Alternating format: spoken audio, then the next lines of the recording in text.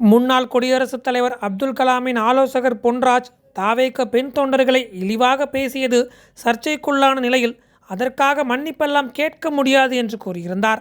இந்த நிலையில்தான் பொன்ராஜின் இந்த பேச்சுக்கு அவரது பெயரை குறிப்பிடாமல் தாவேக தலைவர் விஜய் கண்டனம் தெரிவித்துள்ளார். இது தொடர்பாக அவர் வெளியிட்டுள்ள எக்ஸ் பதிவில், இந்த மண்ணின் பெருமைக்கும் போற்றுதலுக்கும் உரிய என் அம்மா, அக்கா, தங்கைகளை தரக்குறைவான வார்த்தையால் திமுகவின் ஆதரவாளராக செயல்பட்டு வரும் கைக்கூலி ஒருவர் வாய்க்கு வந்தபடி விமர்சித்திருக்கிறார்.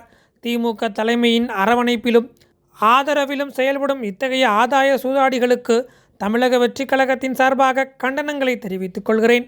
இதுபோன்ற நபர்கள் மீது எவ்வித நடவடிக்கையும் எடுக்காத திமுக அரசையும் வன்மையாக கண்டிக்கிறேன்.